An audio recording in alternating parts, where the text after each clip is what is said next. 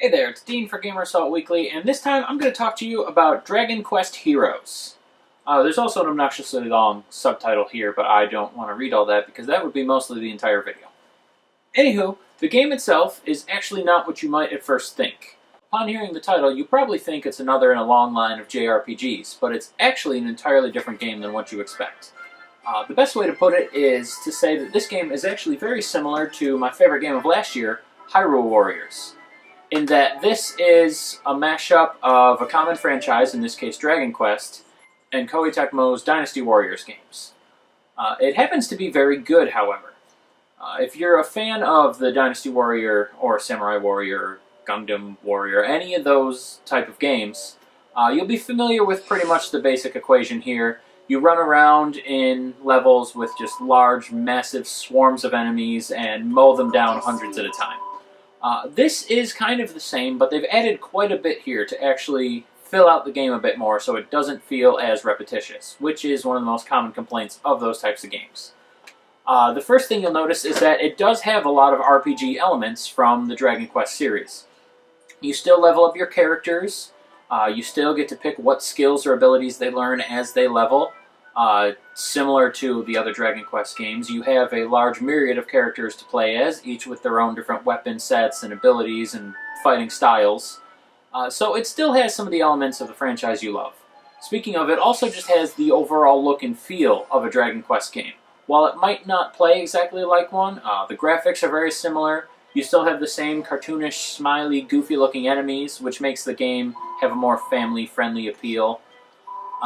It also has a lot of the same music, which actually is a huge thing for me because Dragon Warrior for the NES, the first installment of the franchise, has some of the best music of any game I can recall. So hearing that as the very first title sequence in this game was just incredible. And like I mentioned with the graphics leading to a more family-friendly environment, the whole game still kind of feels family-friendly and just open to a wider audience. Like I mentioned, the graphics and the music, but also the gameplay and the controls. They don't have any blood like a lot of more modern games where you're killing enemies, so it's not graphic or improper for younger audiences. Also, the control scheme, while you can go through and leave the controls so you have a myriad of different button combinations to press for each attack, you can also put a simplified mode for your controls where just by mashing or even holding a single button, you can execute all your attacks. So this makes it great if you have little kids that you in some way are in charge of and want them to leave you alone and just play a video game. This is perfect. It's definitely apt for the younger audiences, but will still give you enough of a challenge to where you won't find the game unfun. The levels in here aren't as big as they would be in your regular Samurai Dynasty Warriors games. However, they give you the ability to jump, which means that instead of just traversing a flat open plane, there's actually different levels to move between. You'll jump on top of stacks of boxes, jump over obstacles, leap off a wall to land in the middle of a swarm of enemies and execute an aerial attack. There's a lot more here than the normal Dynasty Warriors games would have. So as far as entries into that series, this is probably one of the better ones. Another thing, like I mentioned with the levels being smaller, means that you'll progress, at least earlier on, a bit quicker through the game than you normally would. Not to say that it's a small or quick game, just that you'll get a feeling of progress. A lot of times in the older games, and even in the Zelda iteration of it, levels would last anywhere between 15 and 60 minutes on a level, which is a very long time to be in the same level doing the same thing. And that's, like I said, part of some people's complaints about it being repetitious or slow or boring. Here that's not the case. The levels are smaller, the action is in more small, concise bits, broken up a lot by cutscenes or sections of dialogue. So it keeps you engaged, it keeps things flowing, it stops it from getting too stagnant at any one point. Really, I think they took what was already a good equation and just pretty much perfected it. As far as downsides of the game, there's not too awful many. The controls are pretty intuitive, even more so if you put it on simplified mode, but even if you don't, it's not too hard to figure out what's going on.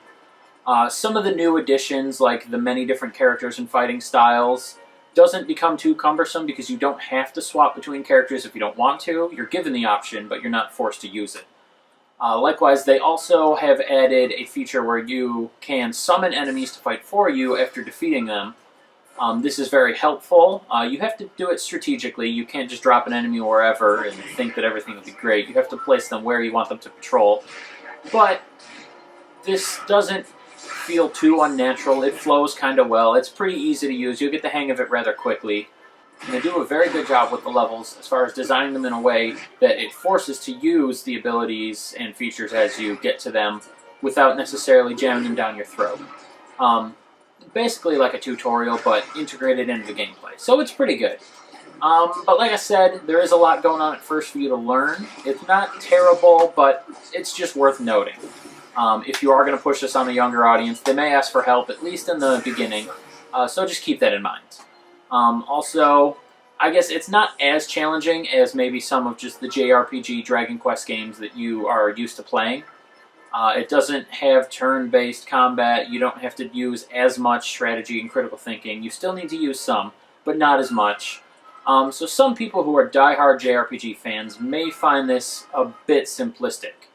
However, I still think this will reach a larger audience. I still think it's a very good-looking game. It plays great, and the gameplay is wonderful. So overall, any small negatives you can find are easily outweighed by the game itself.